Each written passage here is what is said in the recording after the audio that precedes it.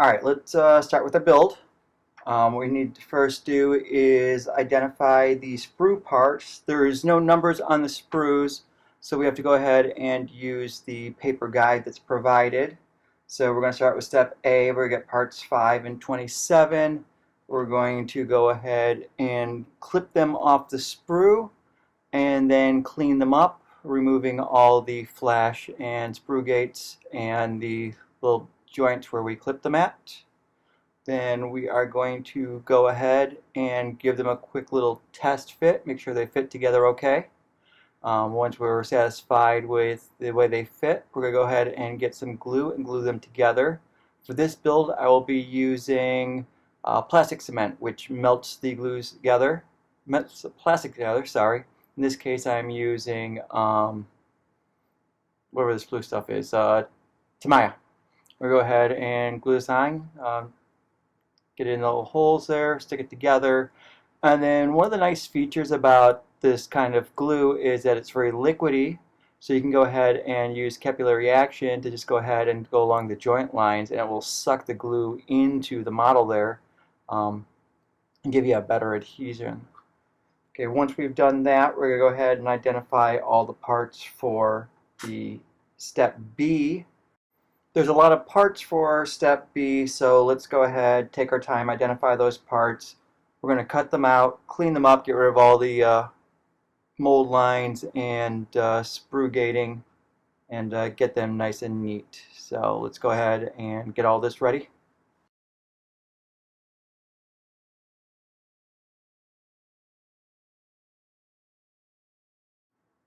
And as you can see, as I'm cutting the pieces out, I'm actually placing them where they're going to be and test fit them and make sure everything fits smoothly and properly. There's a lot of parts here, so we want to make sure that everything lines up nice and perfect so we don't have any gaping holes in it. Here you can see it's all assembled up without the glue.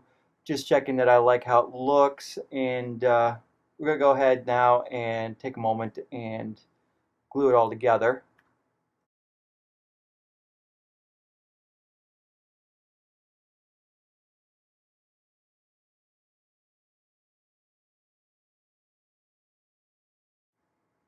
Alright, and here I make a little bit of a mistake. I glue the back first, only to realize I can't fit the floorboards in with the back there, so I had to pull it off and stick it back on. Fortunately, the glue was still wet, so I suggest you go ahead and follow the instructions, which suggests you glue the benches to the back, then go ahead and then glue the back to the floorboards, then go ahead and glue the floorboards into the vehicle. I just didn't follow the instructions, apparently, since I'm a rebel. Alright, maybe you might have noticed by now, but I have not glued the top piece down yet. I've been gluing everything but the top piece. My intention is that I want to take the top piece back off to paint the interior and to add the figure after the whole model's painted. I'm not sure if it's going to work, but I'm going to go ahead and give it a try. And now I'm going to move on to the next step, which is actually part C, or part of part C, but they mention it in B as adding the window, so I went ahead and cut the doors off and started adding those while I was still with the cab. And I wanted to make sure the doors fit nice and well before I moved on, so I went ahead, test fit it, made sure the doors were all nicely lined up, pushed them around just to make sure I had no excessive gaps and everything looked about even. I want this, I want it to look nice, especially after it was painted, so I want nice even gaps in it. A lot of work's going into this model, so I want it to go ahead and look its best. And here it looks like I'm pretty happy with the way it's going, and I guess I'm really happy with it because I go ahead and give myself a thumbs up. Alright, so I go ahead and move on to step question mark. I guess that means it's an optional step as it has no letter to designate as a step. And I go ahead and cut out Hans, our little driver, and I get his arms out for him and glue his arms onto his little stubs, and then I make sure everything's out of focus and decide I'm a brute and rip the door off. So I quickly glue the door back on before anyone notices and check out that everything looks good. I test fit him in the vehicle and decide that he looks good, comes in and out easy enough. So I go ahead and find him an appropriate head, slather him some glue down his throat there, and go ahead and stick him all on, and Hans looks very happy that he exists. Okay, so I go ahead and move on to step D, which is for the Maultier. I probably should have been building a Blitz, but since it's a Maultier kit, I'm going to go ahead and work on the Maultier. Um, I go ahead and clip out the front suspension. I clear all the flash off the wheels. So far, the wheels are the worst offender of flash on this model. Everything's been really good up until this point. So we're going to go ahead, get everything out of focus nice and good, then put the suspension on so you can't see what I'm doing. Take a look at it right there real fast, and then we move on and glue the tires onto the front, except for I change my mind at this point and actually pull the tires back off before the glue sets. That way they're removable later. And as I start to clean up the rear suspension here, you'll notice the front wheels have magically come back off. And I've discovered that the tracks and wheels are press fit similar to a Rubicon kit, so you can add them at the end of the paint job instead of during the build. Alright, so here I continue on with part D. So I go ahead, clean up the rear suspension and get it all together and try to figure out how it's attached. And there's one tab in the front that really lines it all together, and it just sort of goes together on its own. So once you get it in there, it attaches. I added a little more glue. Then I added some weight to it and let it dry while I went ahead and cleaned up the flash on the tracks. There were a couple injection marks right in the middle of the tracks, which are a little bit of a pain to clean up. They weren't that bad. I probably should have pulled out a needle file and cleaned them up, but I didn't bother. So here we are. It's all assembled. And I noticed some of the detail, those front hooks just excited me, and I looked at those. Then I get a little cocky, and I decided I want to try to see if the Rubicon box body fits to the back of this model, and it fits quite well, although the tracks are a little bit wider on the Warlord kit, so there's a little overhang on the side, but it does fit, and there are some connection points. 6 out of the 8 points fit, so you could attach it if you really wanted to. So if you have this kit, you probably could fit the Rubicon box body on it if you wanted. Okay, so I go ahead and cut out and attach that last piece from step D I forgot, which was number 4, which is what you use if you're doing the Maultier version to add the attachment point for where the bed fits. So I want to make sure the slot is up. Test out the box body again to see if there's any difference after I add that piece, and unfortunately there was no difference. So I go ahead and move on to step F, which is the bed and walls for the bed for the Maultier. So I go ahead and trim those up and clean all the flash off that, test fit it, add some glue, and then add some weight to hold that down as I move along. I get all the little side panels off and clean up all the flashing on those. Again, everything on this kit's pretty good as far as mold line is concerned. And oops, no one saw that, but I just spilled the glue. I thought the cap was glued to it. No damage to the model, but did do a little bit of a number on my cutting mat. But again, that's why we have the cutting mats, right? Stop spills and damaging the table underneath it. So no major disaster. I go ahead, I attach the sides and the rear panel and then the back gate. Everything goes together very well. Here you could put a rubber band around it for a little bit if you wanted to really tighten it. Otherwise, we just sit here. I go through and look at the accessories to see what else there is that we need to do. I look at the little boxes on the bottom and start cleaning the flash off. Don't cut off that little latch there and the hinge detail. Keep that. Then I go ahead to glue them to the bottom and realize the little prongs or the teeth are too deep for the groove. So I try just make sure I'm not insane, make sure it's all in the right spot, and no, it's actually too long. So I go ahead and file down all of the tongues on all of them and then fit them. I'm trying to figure out where I want to put it here. I ended up with one on each side. Apparently these things can go anywhere you want according to the pictures I've seen. Not sure why we saw the decal sheet. Here I'm looking at the options, deciding whether I want to do new style headlights, old style headlights, the toe indicator up or down, or glue the benches in at this point. I opt to leave the benches out. I go for the toe indicator in the up position since I don't usually do them. And then I have to try and figure out where the stowage goes. Apparently I gave up on that real fast for the moment. I get the headlights on, a little bit of poking and prodding, they go on fairly easy, even with my big fat fingers. I usually suck with tweezers. Great example. Didn't get it on the first try. Um, then I start monkeying with the stowage. It's not very clear how to attach it. I actually cheat and put it how I have the Rubicon kit. I go make sure everything's out of focus so you have no idea what I'm really doing, just to add to the suspense and the mystery. Um, and then I fill you in afterwards and put it back in focus, then turn it so you can't see. Um, but I ended up sticking them out so that they are mounted further out on the fenders, how I think they're supposed to go. And I could be wrong on this, but I did do it as the Rubicon kits had it. I go ahead, I put the towing indicator on and indicating that this thing has something in tow since none of my other Opels have that. And then I start monkeying with the hitch. I highly recommend you put the hitch on before you attach the bed. I believe the instructions have you do that differently. They have you that in step H or G, which is where we're at, although I recommend doing it on step E or F, depending on which version you're building. And actually realized that I had glued in wrong and go back and cut it off.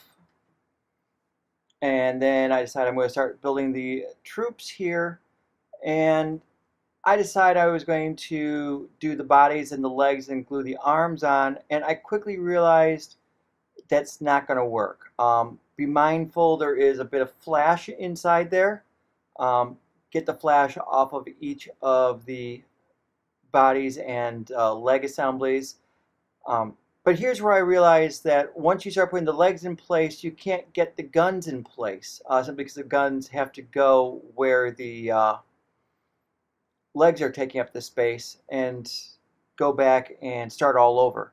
And I realized the best way to do it is actually start with the body sprue and then take the first object in each line, whether it's a gun or a leg, and go ahead and add each piece in order from one end of the model to the other end. And I found it doesn't really matter which side you start at. I think on one row I start on the left, on the other row I start on the right. Just keep idea of where you're going for each piece and just add one bit at a time.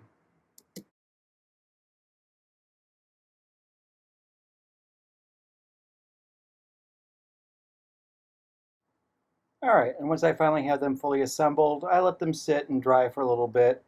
Once they're dry but still a little tacky, I go ahead and test fit them in the back of the vehicle. That way if I need to move or prod anything, I can still do that before it's fully hardened. And here we go, getting an idea of how they're going to sit in the vehicle. Alright, so I set them aside to dry for a little bit, and while they're drying, I remember the tow hitch that I had talked about earlier. And as you remember, I said I went ahead and ripped it off. So here I went ahead, ripped it off, and moved it so that the little peg on it is behind the notch now instead of in front of it. And you get a lot more contact points. It seems a lot more solid, so I go ahead, I put it in there. I've got to pull down a little bit hard because I've got a lot of melted glue in there, or melted plastic from the plastic cement. So I go ahead, add some more glue to it, make it nice and solid, get it straight, and go ahead and let that dry. All right, so then I go ahead and proceed to build the second squad. And while they're drying, I try the first squad in a Warlord hand mag to see if they fit. You'll have to stick with the metal ones that they sell separately for that. And then I try them in a Rubicon Opel Blitz. They fit fine. And then one of my projects I wanted to try was a captured deuce and a half. So I go ahead and test fit them in there. And they fit absolutely fine. So you'll probably see a captured deuce and a half from me one of these days. And that pretty much wraps up the build at this point. So move on to painting. All right, so I go ahead and hot glue them to a popsicle stick with just a little dab, and I glue the commander down, or the driver down, so he gets a little bit of stickiness on him. Then I go ahead and I start priming them. Prime the bottom. I seem to have an extra vehicle in there, and prime up the figures real fast. And there's really not much to see here. It's priming. We've all seen priming. Just make sure it's nice even coats, and then watch for it. Watch for it. Oh! Got it. Considering this is sped up 20x, that was going really slow for it to tip backwards like that. So I go ahead, I put the tracks and wheels on popsicle sticks, and I go ahead and start painting the interior and the bottom with German gray. I figured this vehicle was originally gray in its original state, even though I do plan to do this in Dunkelgelb. I'll at least do the underframe in the German gray. Plus, also the Vallejo German gray is cheaper than or easier for me to get at least than the Ammo by MiG Dunkelgelb. And speaking of Dunkelgelb by MiG, here's Dunkelgelb right here. By MiG, I'm just going ahead and spraying it all over most of the model. This is in real time now, it's not sped up at all. And on this coat, I actually paint the entire model this color eventually. So I just go ahead, take my time, make sure I get all the cracks, do a nice couple light layers on it, don't just glob it up. The usual airbrush painting sort of stuff, not being super careful. And here I was really hoping to do a full paint walkthrough with you guys, and unfortunately somehow I screwed up the difference between record and pause. So in a moment here, I'm going to get to a point where I guess I forgot to pause it and walk away, then come back and pause it during when I am painting, and vice versa. So I just end up sitting here forever, and this is all I've got, unfortunately. Alright, so it looks like I come back and give it a second coat for a lot of it, and then go and get some of the spots I missed. And at this point, notice I still haven't done the cab roof yet, mostly because I don't want to get overspray in the windows. So at this point, I go ahead, I remove the lid from it, or the roof from it, and then I put some foam inside of it to block all the windows, and then the interior gray that I painted already is protected from the overspray of the Dunkelgelb. And this is all we have. So let's go ahead and do a quick final thoughts and look at the finished model. Here's the Warlord Maultier in a rough paint job. It's just a really basic paint job on it before any weathering or anything like that. I just wanted to get something on it so that when I do a comparison of the different models in another video, they're all in the same state. I didn't want one to look better than the other because it's not painted. The detailing on this, keep in mind my roof is not glued on, so there's going to be a little extra gap up there. The detailing on this is incredible. The venting is super crisp. The grill's great. Great tire and wheel details. Cab has got some decent detail in it.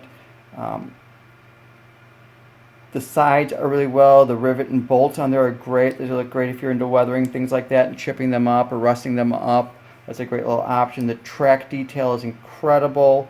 Where you see through the lattice work underneath the bed, that's really good. Plus it also has the option to add the windows to it that comes with it. A few complaints I do have about this though. The tow hook, I think it should come earlier in the instructions when you have it upside down and you're putting all the bed pieces together. Before you put the bed on, I think you should apply the tow hook then. It'll go on much easier. That's just really a comment about that. I honestly just forgot what my other thing is. Oh, the other thing was the entrenching tools on the front. It's very vague where they go. There's no indicators where they should sit. If I didn't already do a Rubicon model, I probably would have glued them to the side of the hood. Is that correct or wrong? I don't know. But if they wanted to make them optional, they could have put like a pin in the bottom of the fender or a hole in the fender where you could just drill through, like some of the other kits do, so you can add it that way if you want it.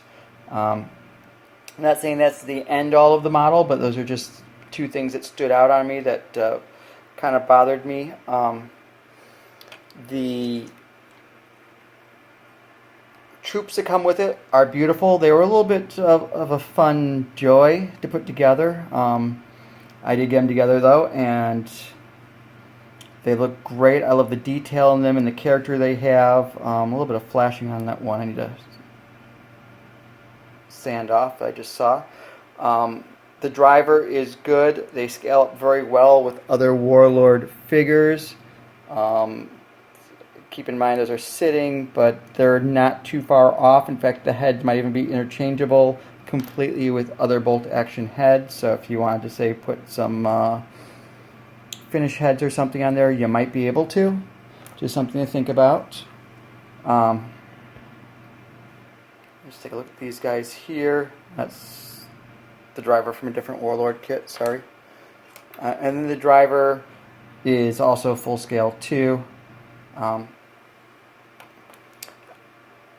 I do like that the wheels are actually press fit. They're not glued on, so I can actually take them off for the painting and then get them all done and then stick them back on when I'm done painting them. Rubicon does that too. I love it's a 2-in-1 kit, so you don't have to buy one kit and you can choose what you want to build. Although, while the Rubicon kit doesn't say it, it's also a 2-in-1 kit if you buy the Maultier. There's enough parts in there to build them both. I've built several based on the Maultier kit, or several Opel Blitzes built based on the Maultier kit. I think I had 4 or 5 Maultier kits and only built two Maultiers out of them, and the rest I built Blitzes out of. Built Blitzes out of them. Sorry, can't speak there. Am I going to buy more of these? I would absolutely buy more of these. If I needed any more Opels, which I kind of actually do need an Opel because I built a Maultier here and I really needed an Opel, which is why I bought this. But because it was a new kit, I got excited and I kind of wanted to show this off and go through the build process. So I built a kit I don't really need, but I'll find a place for it on the battlefield. Nothing else. I could stick it in my Conflict 47 and do it with a conflict style theme to it. And then for these guys, I'm not going to glue them in. I'm going to use them as sort of indicators or tokens that I have somewhere in the back. I'm not quite sure the term I'm thinking of, but I'm either going to glue the bench in here or glue the bench to their butt. I'll probably glue the bench in and just sit them in there loose or magnetize them to the bench so that I can, indicate that I have a loaded half-track or truck, and then once the troops deploy, I can just pull them out and then just have an empty vehicle. If I do have 2 troops or 2 squads in there, I can use that by indicating the 2 sides, or if I have just one, I can stick them all in there. And then I just have to be wary of lone vehicle or lone transport rules, the fact that, I got to keep that closer to my own guys. Plus also the decal sheet, which I stuck in a cheap plastic bag to keep them dry. Incredible. One of the best Warlord's had so far. Couple that with the damage markers, and then if you're into stat cards, you get the stat cards. This is probably a better value than the Rubicon kit, honestly, and I would definitely buy more of these. One versus the other, that's another video to come. I don't want to rip apart either company. They're both excellent companies doing an excellent job. This is a new upper level for Warlord, and it's excellent. I've not seen this quality from them before, and I love this. I hope this is the future of Warlord and what they're coming out with. I can't say enough good things about this vehicle. I've got really no negatives other than those 2 little pieces that, just indicate that these are a little difficult to put together. Oh, plus also these are one of the best instruction sheets I have seen in a game scale model kit so far. I love the indicators for where to put the transfers and suggested paint jobs. Excellent kit, highly recommended. Thank you, Warlord, for putting this out, and look forward to doing several other builds with this thing. Thanks for watching, everyone. Have a great day. Thumbs up if you like it. Take care.